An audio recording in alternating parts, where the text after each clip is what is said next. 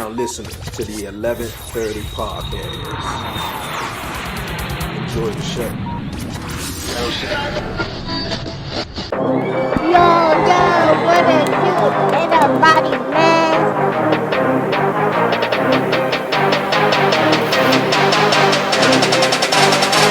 The 11:30 podcast.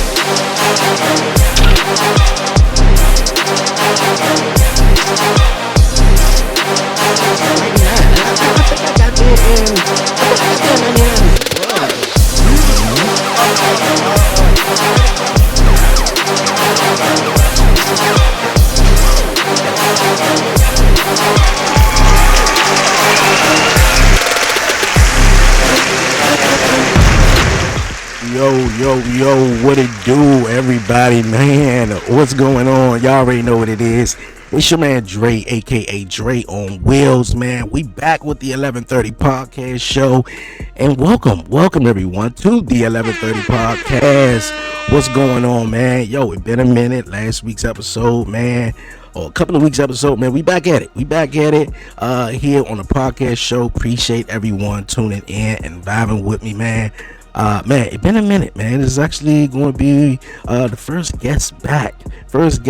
I'm thrilled. I'm excited, you guys. I hope everybody is enjoying their day wherever you are in the world. Good morning, good afternoon. I appreciate it. All right, you guys, before we definitely get into it, man, y'all already know, man. If you're new and if you haven't done so already, definitely hit the like button down below. Follow, share, like, share, subscribe, all that great stuff. Definitely make sure you subscribe, man, and hit the notification bell. All right, you guys, we gonna get into this week's interview, man. This week's interview got a cool conversation, cool guest, you guys. She's an author, you guys, screenwriter. Vonetta is gonna be joining me here on this week's episode of the podcast. We ain't gonna waste no more time. We're gonna jump right into the interview. Of course, we got more stuff coming up later on in the show. The WTF moment actually returns, man, so I'm excited about that. But you guys, yes, we're gonna bring on my guest, Vonetta Mayo. That is correct. Oh, all right, I got it right. There you go. Vonetta, how's it going? Pretty good. Thank you so much for having me, Dre. I appreciate that, and I'm honored to be your first guest with you returning back. So I appreciate that. Thank you again for having me. I appreciate you taking your time. Look here, it's been a minute. Had to take a little break for a while, had to rejuvenate and come back, and when I started to hit people up, put posts out there, and of course you were one of the few who responded back and was like, "We'd love to be a guest." And I was like, "Okay, we back in the motion here. So we looking to have some fun though. How life treating you? Life is treating me good. Life is treating me very good. I can't complain. Doing what I love to do, write books, and just venturing off into writing scripts. So I can't complain. God has been good to me. So okay, that's good. You've been writing books. How long you been an author or been writing books? Yeah, so I started back in 2021 during a pandemic. I was in between jobs. I resigned from one job, waiting on another job, and I had wrote this manuscript, to be honest, about 30 some years ago, telling my age there, but senior in high school. So I wrote it, and my plan when I went to college, the University of California in San Diego, I minored in literature and writing. So my plan was to become an author, but life, after college took its toll and got busy, grinding in life. And then, like I said, during the pandemic was a perfect time in between jobs. I put a manuscript off the shelf that I had been, having on the shelf and, taking it from place to place. And just began typing it, rewriting it, and went ahead and sent it into different publishers and got my first book published. And then it just took off from there. Wow. It was something about the pandemic, huh? I say it was something about the pandemic. And I said to myself, it was what I think 2020. It's crazy as it may sound. I know it sounds to me though. In 2020, obviously, you had like I said, the pandemic, you had COVID, and cases were skyrocketing. But for 2020, for a lot of people, 2021 was kind of like a great year. You said you had that, manuscript on the shelf, and then boom, things sort of, took off for you right there, though. Yeah. What was it about that moment? Was just, everything was just still, or it was just the right moment in time for you? Right moment in time. Like I said, we talking about, 30 some years later, from when I first wrote it, just didn't have the time in that 30-year gap. So I guess everything happened for a reason. And you're It totally right sure do. about that. During a pandemic, not even just myself, but I've heard other people got into their passion or things that they've been putting off for years and just didn't have the time to do. You know how life take a hold of you and you just get in there grinding and it's just like a never ending circle. So it definitely was productive to me at the right time. I'm like, look, I have no excuse right now. I'm not doing anything. I'm waiting on this other job to come through. So let me go ahead and just popped in my head. I said, I'm gonna do it right now while it's on my mind. And so it was just perfect time. Like I said, with all that downtime and being shut in, you can't do much or go anywhere anyway. So if you just like I said, not just myself, but a lot of people took advantage of that downtime and started doing a lot of things that they've been putting off for years. And that's what I did. Yeah, yeah, yeah, yeah. You're right. You're right. You're right. A lot of people, definitely put off sort of they self, sort of what they want, their goals in life. You said it was like a 30-year gap, right? Obviously, people got life, you got kids or whatever like that. And especially you got these high aspirations, especially before you have kids and, kids come in involved or whatever, maybe a job or whatever, may come and it just may sidetrack you though. But, you sort of went back to it though. I think that's the pure definition of, what's the right word? I'm looking for just, I don't want to say never giving up though, because I don't think you ever given up though. But sort of, what would you say to someone who sort of that 30-year gap maybe wasn't inspired or whatever like that to actually do something they actually love though, like you said, writing books and uh, being an author and stuff. Yes, and I piggyback off what you just said because you're totally right. When I go to book signing events, book fairs, or book festivals, or any vendors events, well, I attend and people come to my table. I tell them, especially the young people, don't ever give up on your dreams because it is that we all have these big aspirations, and we want to do them, and you come fresh out of high school or college, and sometimes life Hmm. doesn't turn out how you want it to be. So we got to be real about that. But don't, keep it in the back of your mind. I always kept my manuscript in the back of my mind and just said, one day, I'm gonna get to it one day, and that day will come, and everything happens, in the right timing and God's timing. So I do tell them that, it's about never giving up on your dream. It may not come when you want it, but it comes on time. So I think that was the perfect time for me, especially with my books being about Black history. It was the perfect time because a lot of Black history was starting to be removed from schools, libraries, and thus forth. So I'm like, Lord, Hmm. that's a perfect time for me to bring out my books that are about African American history. So, and I went from writing one book to writing a 3-book series. So now I have a 3-book series, Joy and Sorrow, Hope for Tomorrow trilogy. I think that's awesome though. You said one thing, that Black History Month. Because when I was growing up, Black History Month when you was in school, that's been taught to you, and you said nowadays they taking it out of schools though. Um, what well, why do you feel like is that? Because do they just feel like they want to sort of erase our history, or not have it been taught to the youth now? Because it is strange though, because a lot of things just like when Black History Month, it was definitely talked about. We did research, we did history, we knew about certain black certain black history, leaders or whatever like that. So yeah, why do you feel as though they are removing it from schools? Yes, I believe it. One reason is almost like you said, they're trying to erase it, but you can't erase something that's been already, sketched into history, and it's in our heart, especially from the generations that have already been taught that. So we know our history, so you can't take away what's in our hearts and what's in our minds, and it's already etched in stone in history. So yes, they're trying to erase it, and also I think some people, for whatever reason, may be offended by it. But as I tell people, even different races that come to my table, I tell my books, they're not judgmental, they're informative. They're very informative. People, not just African Americans, but everybody should know history. Whether it's Hispanic history, whether it's Jewish history, whatever. History is very important because we got to know where we came from. Guess what? In order to know where we're going. So I tell them it's definitely not judgmental. It's informative. So it's definitely from the African American young people and older people, to know their history, but it's also for other cultures to know our history as well, to know where we came from and know how we operate and why we may do or act a certain way. You know, Hmm. that's how I tell them. Yeah, you're right. You're right. I can also kind of like see it as they trying to sweep our history under the rug, basically. Because they know all those years that slavery and all that, mistreating, just, especially for blacks and here in America, trying to basically erase our history, not having been taught.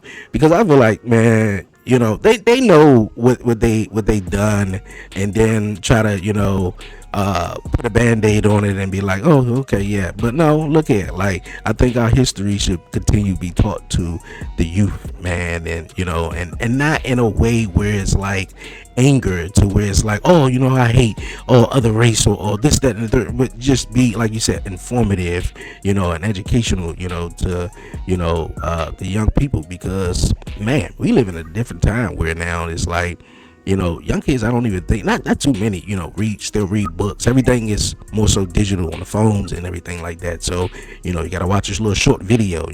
What can you really learn about Black History Month in 15 seconds, though? I mean, hey, TikTok is something else, though. But, I just feel like, yeah, it should definitely continue to be taught to the younger generation moving forward. Yes, most definitely. So they can know themselves. It's said, and you will hate to see, in which we are seeing some young people, like you mentioned, don't know their history, and therefore don't even know about themselves. So now they got to hear it from friends or different people. But no, you have to know it for yourself. Like I said, I thank God we were fortunate enough to learn Black history in school, at least some of it, from the Martin Luther King to Malcolm X, to Rosa Parks. We knew the prominent, leaders, in our community, and we wrote papers on them. So it's sad to see that generations, these younger generations, that would never get that experience, and never know who they are. And hopefully some of the parents are at home and they're trying, teaching them what's not been taught in school to help them. Hmm. Definitely, we got to keep it out there, because in order for them to know who they are, they have to know where they came from. So it's definitely important. We can't erase that. Yeah, yeah, yeah, yeah. You're right, and I think it's so interesting that you said that too, because actually, me, and we dealing with sort of a medical, a little small medical little situation where my son, got to stay home, and so his mom and everything is, call it mom, teacher mom, she doing her thing and everything like that. But I say that to say also that it starts at home, to where you got to inform and educate the youth. Because if you don't, and then you go, like you said, they taking it out of the schools, and you can't expect them to teach you something that your parents ain't even taught. So I think that is very important, though. Very, very important. Yes, and like you said, and as I mentioned before, it's informative. So you're hearing about slavery and African American history. We know it's a touchy topic, especially about slavery. Even some blacks probably don't really want to talk about it. But it's a part of history. But we got to look at the other side of it. It's showing resilience. It's showing persistence. It's showing how blacks at that time came together and pulled through and made it through. They did not give up. So it also gives you hope. That's what I got the title that came to me: Joy and Sorrow, Hope for Tomorrow. So it's also a spiritual side to it. A powerful message to it that no matter what you're going through, you can be resilient, you can be persistent, but just and just never give up. Keep hope, that there's going to be a better tomorrow. So that's another side to it. So we can look at slavery and learn that history, but also look at how strong and how resilient that they were, and how if they can push through that. Come on, I know we deal with some things here today, but if they can make it through that, we should be able to make it through what we're going through. Yeah, you're right. You're right. Definitely, definitely should make it. You just spoke about one of your latest books, though. You like you just said, Joy and Sorrow, Hope for Tomorrow. What can people, definitely get a copy of it, though? And I like the name title, Joy and Sorrow, though. What's sort of been a joyful, I guess, moment, but and sorrowness for you, I guess, in a way. I hope I'm asking that question right. Yes, yes, I totally understand that. And I've had a few of those moments. So just thinking about last year, the most recent, I had my niece pass, and a month after that, my father passed. So it's like Sorry, you. Yes, thank you. You write these books, and you're trying to inspire other, but sometimes you need these books to inspire you and encourage you. So that last year was pretty rough for me, 2025, with the passing of my niece at such a young age, in her 30s, and my father, I tell you, like a month behind, and I'm like, Lord help me. So that was one of those, try this hard. I know it's hard to keep joy and sorrow and hope for tomorrow, but it's hard. But I had to press my way through that, and I had to take my own words that I wrote about in my books and use them, and use them for myself, encourage myself. So just for the most recent one last year with the deaths of my two loved ones. Okay. Like I just said, sorry to hear that, and not too many people, would, and like I said, I commend you because not too many people, in sorrowness, just, losing a loved one, or anything to that effect would sort of find joy. Obviously it take a moment, grief and everything like that, but, I think it's very important to, just remember what you have in front of you, and I think those who are, not here are also here in a way, not here physically, but they still here, spiritually though. But I think it's great to, have hope, definitely have hope, because I always try to, teach myself of just having hope, just praying for the best, basically just praying for the best. But yeah, where everybody can definitely get a copy, or find your book, because I think it's an awesome title, awesome book. Thank you. So you can find my books online everywhere books are sold, to include libraries as well, and worldwide. So definitely Amazon, Barnes and Noble, Books a Million, places like that, and other retailers. And also on my website, Vonetta Mayos, with the S on the end, books.com. That's my own personal website where you can order my books and I can send them out to you. On and also on my author Vonetta Mayo Facebook page as well. So if you don't take anything back from that, just anywhere books are sold, to include libraries and worldwide, and on my website, VonettaMayosBooks.com. Gotcha. The links will definitely be down below, you guys. Make sure you pick a copy up of Joy in Sorrow, Hope for Tomorrow, you guys. Definitely. All right, you guys. We gonna move on here on the podcast show. Man, I had a topic where I was chatting about this the other day, and I was like, okay, first episode back, man, I gotta, gotta see what my guests think about it though, because actually we was just talking a little bit about, sort of the young generation, and how, it takes more than just, because they taking Black History Month out of the school. So you gotta at least have your parents and your loved ones, whoever, grandparents, aunties, whatever like that, continue to teach you and everything like that. Do you feel like, or whether it's dads, like that? Shout out to all my dads though. But do you feel like the structure is missing in today's society though? Yes, I definitely feel like the structure is missing in today's society, because the world is focusing on so many different things, and it's moving so fast. So it's like African American history is almost starting to become like, an afterthought, a minute, or celebrate African American History Month, because you constantly hear, oh, they want to take it off the calendar, they want to, erase, the history, take out the artifacts from the museums, and you hear so much of erasing. We don't think about continuing education, continuing to have the structure of, and teach African American history. So I definitely think that there, the structure is being diminished, and but we got to keep it, like you said. It starts at home. So no matter how much they try to erase it, how much they don't want to celebrate Black History Month, or from, I remember when I was growing up, a lot of Black History movies used to show during this month, Yes. honoring, you'll see a lot of talk shows, or, a lot of leaders honoring Black History Month, or, honoring, our past leaders, or, current leaders that may be still alive, but you don't see that. So, we definitely got to keep it going, parades, festivals, We have to keep it going. Okay. And also, yes, we got to keep it going on though. But I also believe in a way, it starts also with family structure in a way. I think our family structure sometimes, especially in today's society, is definitely off balance.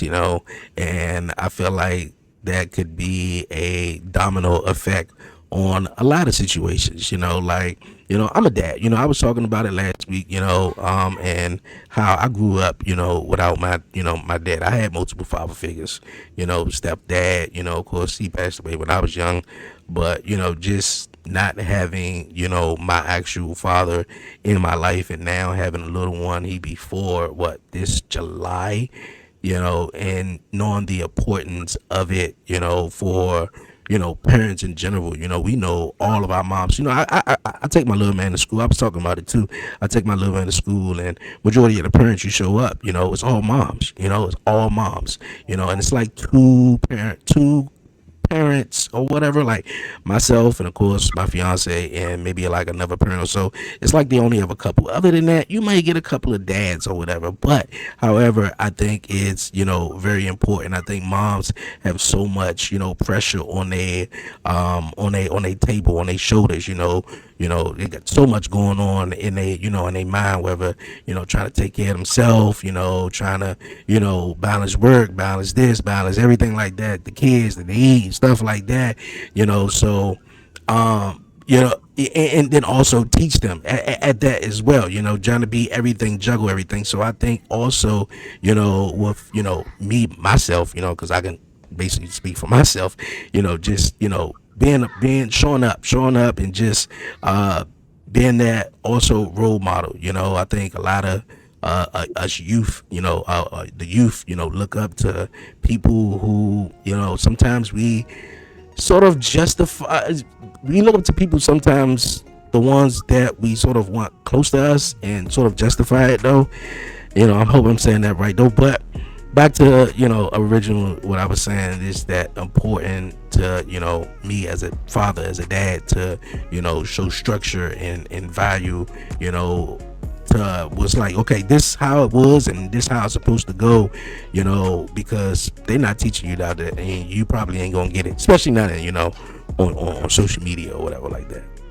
Yes, I definitely agree, and I can attest to what you said. I was raised in a single parent home where it was just my mother, and my three other siblings. So I saw her doing it all. As a young girl, that gives you, I think that what helped me make me strong and very independent, because you seeing your mother do it all, so you feel like, okay, that's what a woman's supposed to do, juggle it all. But like you said, at some point we have to get that family structure there, where the male role model, because it's three sisters and one brother, and I know my brother probably missed that, one male role model that could have taught him some things that my mother couldn't teach him. So I definitely agree with that. Two parent home is definitely commendable, and you definitely need that family structure, and you need that male role model there to especially teach the men and the girls as well, because I Yes. need it as well, just to know what a father's like, but also what a man is like. This is how a man should treat a woman. This is how a man should act. This is how a man should work. This is the things that men should do. So that we miss seeing that. Yeah, we see what mothers do, and how women work, and how strong and resilient they are, and they juggling this, juggling that, from school work, to chores, to helping us with homework and all of that. They grinding, but it's also good to see how your male, later on in life as well. You have a good role model to go by. You're totally right about that. Totally right. And I was just saying that as myself, to my fiance as well, like, well, for a lot of women, especially my sisters too, other, single moms that I know, when they do grow up in, such environment like that, where it's just your mom, they feel like, they gotta, be the one to, do this and do that and be, in charge, or whatever the case may be. And it's like, it's not always like that, just because that's how it was. My mom was a single mom, and as I mentioned, like, my dad wasn't in there, and I don't want to carry on the trauma, because that's what a lot of us black, African Americans do. That's what we pass down. We pass down trauma, and of course the white folks, they pass down money, wealth and all that stuff like that. But us, we pass down trauma, and I don't want to, be that burden or reason to pass down trauma to my little man. And it's like, yo, you know what, hey, I'm his dad, I'm gonna be there, I'm gonna show up and everything like that. And I think we need that. We really need that, just showing up. And also, if you are, in a relationship or whatever like that, try to, take all the burden. That's what I try to do. I'm like, babe, look at, you ain't got to do it all the time. Look at, I could take him to school. You ain't, because when you are, raised in such environment where it's just your mom, it's like you got to be superwoman. You got to put on that cape, and just because she did it, I got to do it 10 times better.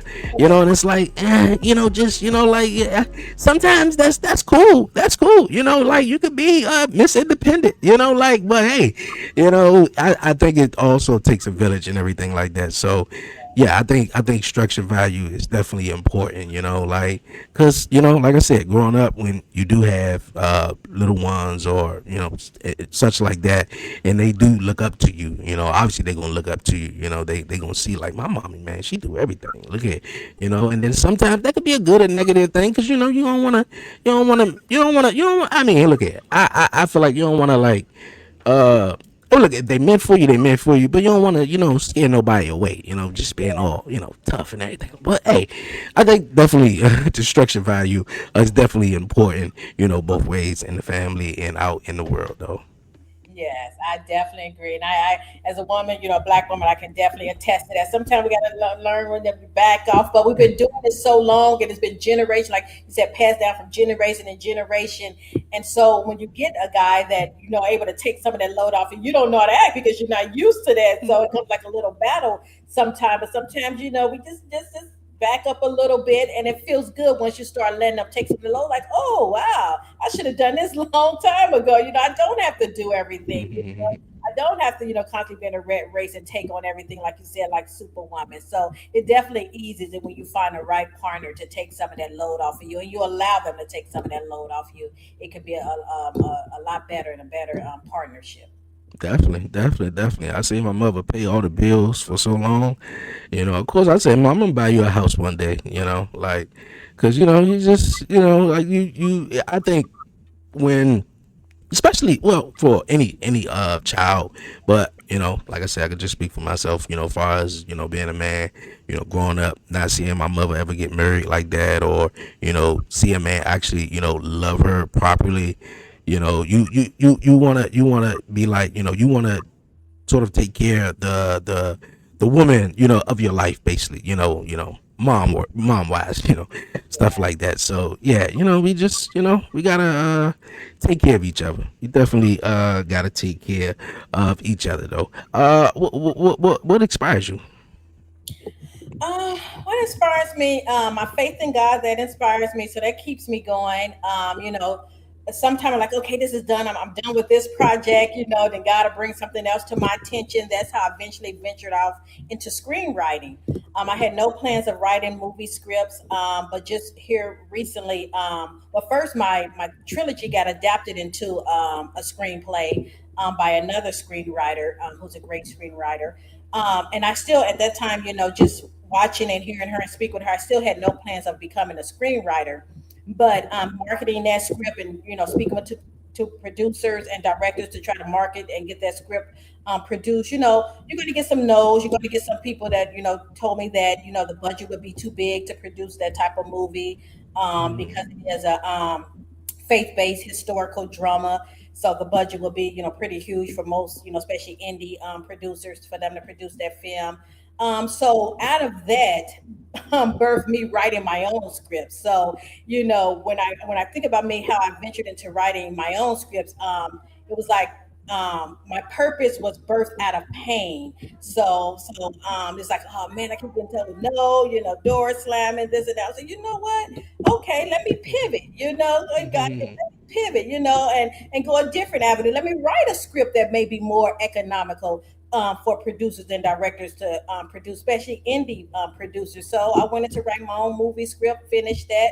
So I'm marketing that right now, and I'm also working on another script. So I tell people, you all sometimes you have to pivot. Don't that goes back. Don't give up. One thing not working, move on to another thing. My other script is not going to eventually, get picked up, but I had to pivot at this time and move on to something else and not worry about that script at that time and just move on to something else that may be more suitable at this time. So everything happened for a reason. Like I said, sometimes your purpose um, is birthed out of pain, and heartbreak, and so that's what happened to me, and that's why I started writing my own movie script. Okay, I dig that. I dig that. I sorry about the background noise though. But yeah, I dig that. You definitely got to pivot. You definitely got to pivot sometimes though. Things ain't going the way you want it. And I think you know what? That's sort of what I did though in a way. I mean, before I took a break, or sort of why I took a break in a way, and I just was just like, you know what, let's just pivot for a minute, and hey, sometimes a pivot, could actually be best for you though. You talk about being a screenwriter though. Is there any particular movie you would like to, write or anything like that? So the script I just wrote was drama suspense movie. So I I like like writing that. drama thrillers or drama suspense movies. So Okay. that's what I'm kind of into. So that's what I just wrote, and working on another one. So those are the type of movies that I like to write. Yeah, with a little suspense, keep you on the edge of your seat. Oh yeah. Oh yeah. Oh, Action. So my type of movies. My type of movie. I like to be when I watch a movie for real, I'm like I like to I don't even want to be here. I want to be like solely entwined to like what is going on, like, and at the end of the movie just I don't know if you saw this. I think it's a series on Netflix. It's called His and Hers.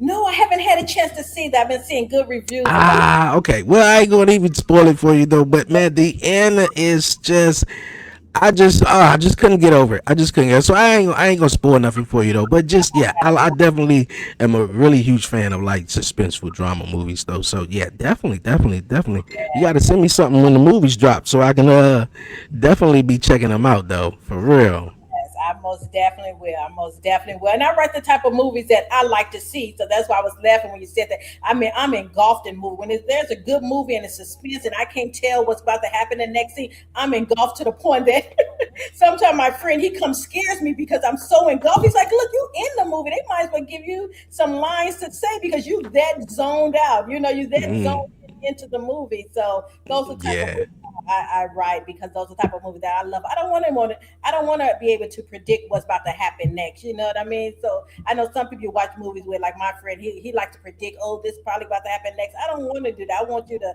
Look at surprise me, you know? if you don't be quiet, I'm trying to watch the movie. You ain't answering all these daggone Right? questions. I'm watching it just like you. What's about to happen? I don't know. Look here. Look. I'm trying to see. I am trying to see. I'm not trying to figure it out. Let you know. Yes. I dig it. I dig it. All right, you guys, man. We gonna keep the podcast show rolling on, man. It's time for the 11:30 podcast. Hot seat, you guys.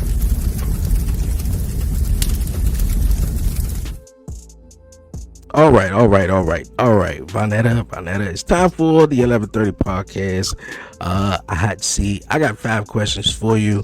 It's the return of the hot seat, man. I ain't did this in a while. All right, we got 5 random questions for you, and we gonna roll with it. You ready?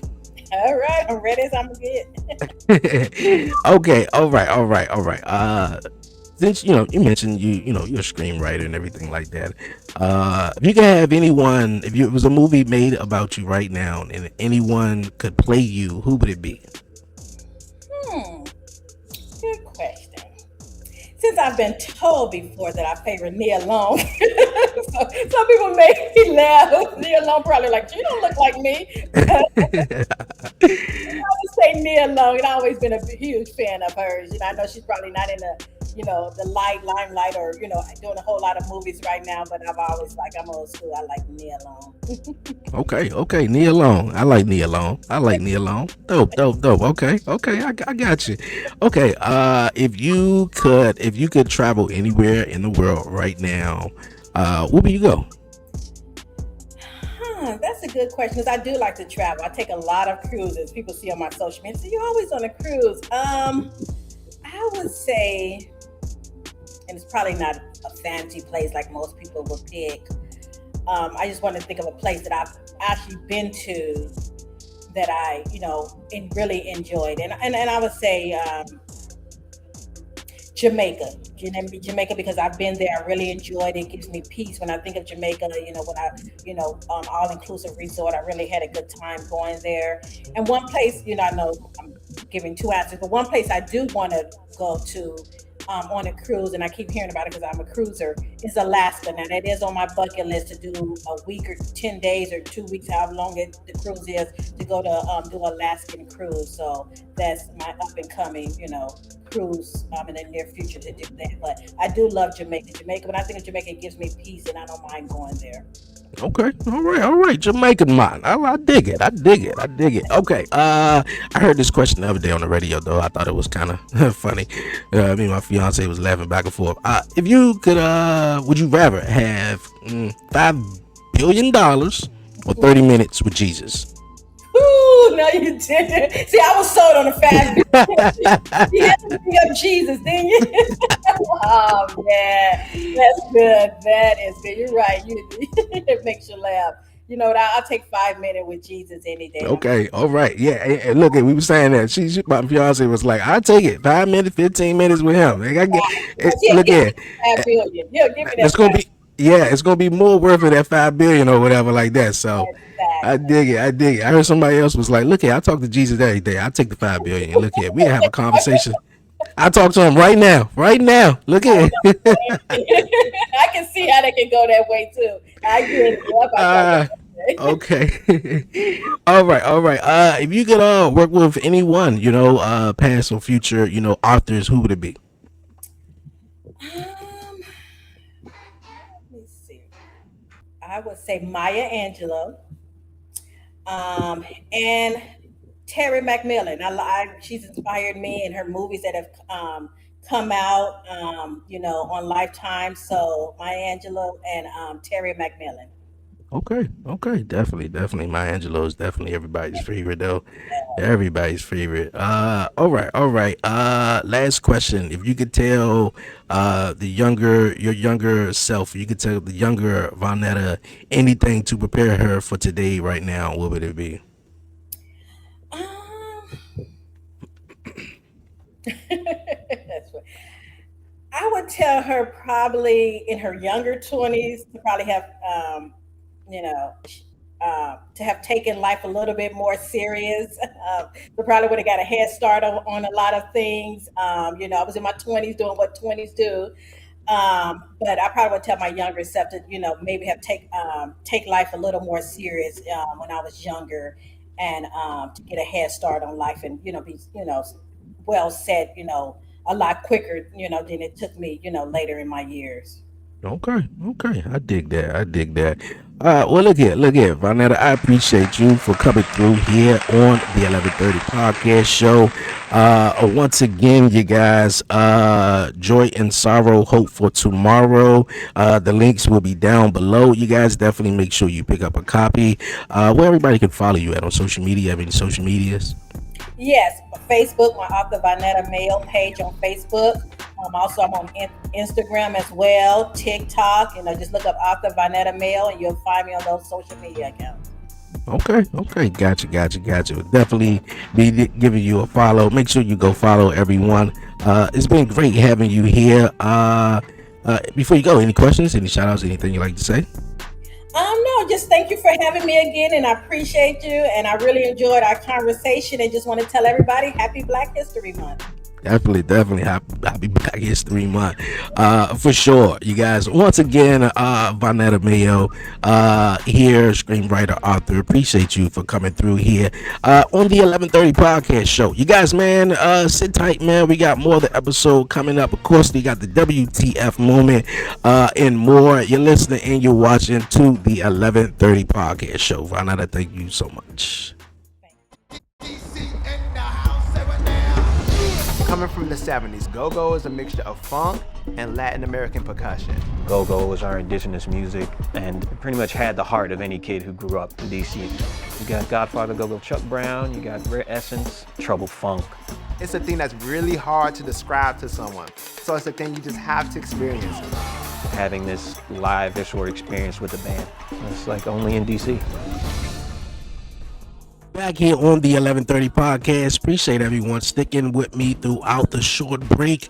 Vonetta Mayo, thank you so much for coming through here on the 11:30 podcast show. Really awesome guest, real awesome time having you on, chatting with you, picking your brain. You guys, man, the links are down below so you can pick a copy of her latest book. You guys, man, Joy and Sorrow. You guys, man, definitely make sure you pick up a copy. Once again, Vonetta, it was really awesome having you here on the 11:30 podcast show. My first guest back, man. Really excited. Like I was telling her before the show before we started recording the episode, you know, she was talking about how excited that, you know, she was for her to be my first guest back, and I'm just thrilled, man, for real. You guys, man, yo, appreciate everyone sticking with me this entire episode. This been great. I love you guys, man. Thank you guys for tapping back into the podcast show. We back in it, man. Yes, this is episode 218, and we back on the ball, man, for real. We got Beyond 11:30 that's coming back in a couple of weeks, you guys. So yes, the 11:30 podcast show, Beyond 11:30 is back in the swing of it. Real awesome guests, man. Before we head on out of here, I know I said before the commercial break or before the, you know, short break, I had a WTF moment. And you know what? I thought I'd just save that WTF moment probably for next week. I just wanted to take this time out. Obviously, it's Black History Month, man. And I just want to just say, yo, man, to all my black sisters, my black brothers, to everybody out there, specifically my black sisters and brothers, man, whatever you doing out there, man, you know, stop putting it off. Just keep doing it, keep grinding, keep hustling. It's gonna pay off. It might not pay off tomorrow, it might not pay off next week, but just keep hustling at it, man, for real. Keep hustling at it. You feel me? They want what we got. You know, we great. We just gotta put our best effort forward.